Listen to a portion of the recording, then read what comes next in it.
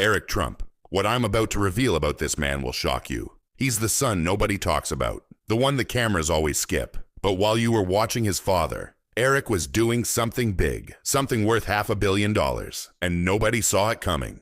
See, most people think he's just a rich kid with a famous last name, but that's not the truth. The truth is, he built an empire in complete silence. Golf courses on 3 continents, vineyards bigger than small towns, billion-dollar deals in countries most people can't find on a map, and a lifestyle so private, even the media doesn't know the full story. He went from $50 million to $500 million in just 10 years. How? That's exactly what we're going to uncover today. His secret investments, his hidden properties, his real daily life. By the end of this video, you'll see a side of the Trump family that nobody ever shows. So stay with me, because this story is just getting started. So let's start with the big question. How rich is Eric Trump? Really? Here's the problem. Most of his money sits in private companies. No public stocks, no open records, no easy answers. But wealth trackers have done the math, and they all agree on one number, $500 million.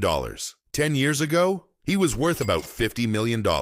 That means he got 10 times richer, while nobody was watching. How did this happen? He didn't just sit around waiting for an inheritance. He took over deals. He ran projects. He built businesses. As executive vice president of the Trump Organization, he controls development and acquisitions. He directly owns Trump Winery, the largest vineyard in Virginia. And now he's jumping into cryptocurrency. His wealth isn't sitting in a bank. It's working in golf courses, hotels, and licensing deals around the world. But where exactly did this fortune come from?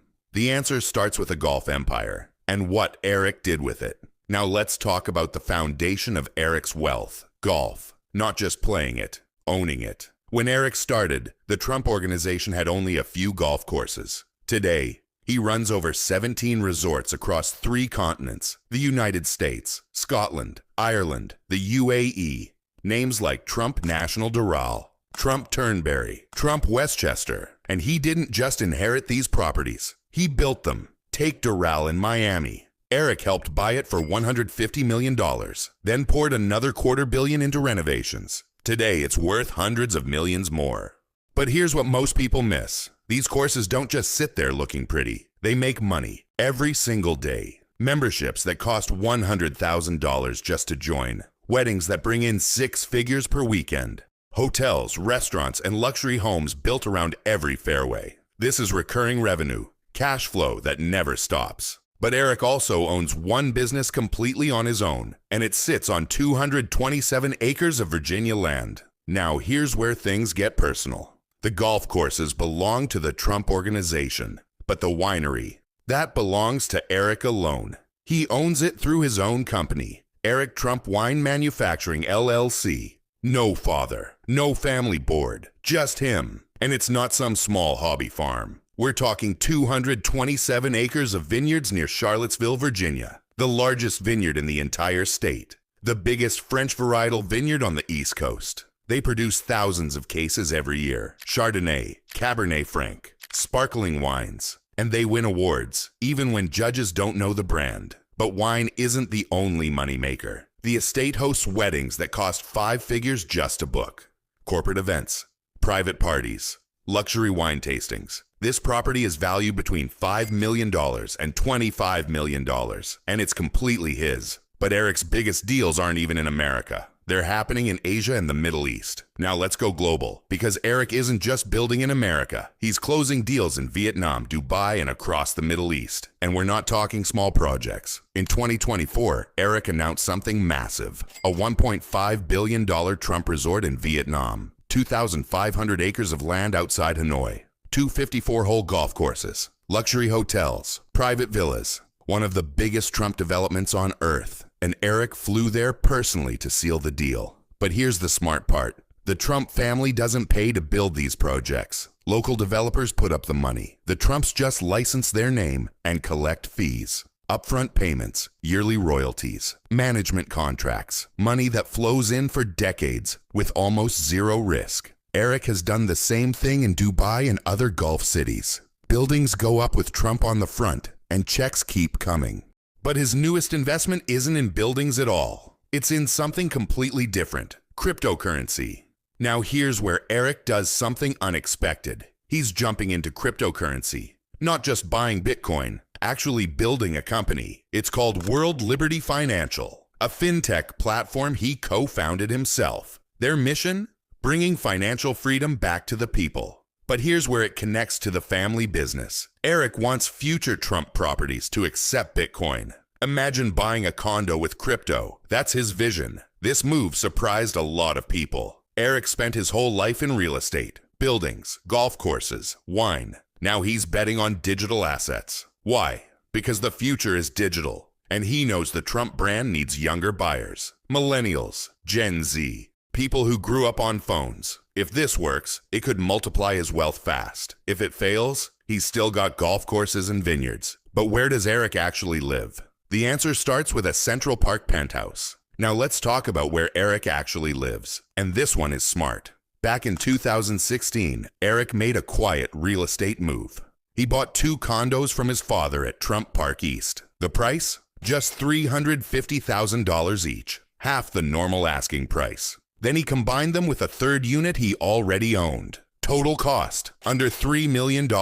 He spent another $410,000 on renovations. The result? A 2,400 square foot penthouse overlooking Central Park, one of the most prestigious addresses on earth. And here's the crazy part.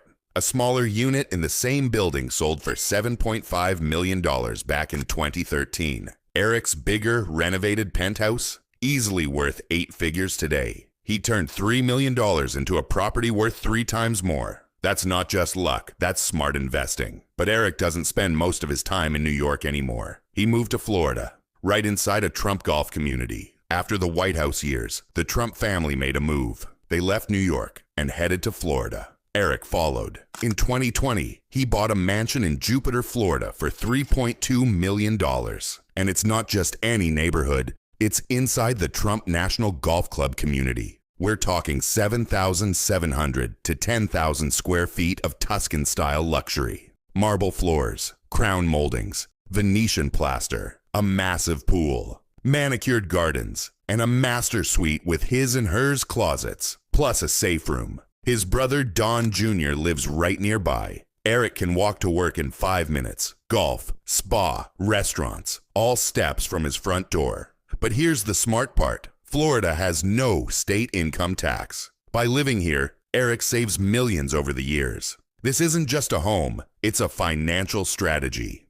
But there's one more property that shaped Eric's entire life. A secret 230-acre family estate most people have never heard of. Now here's a property most people have never heard of.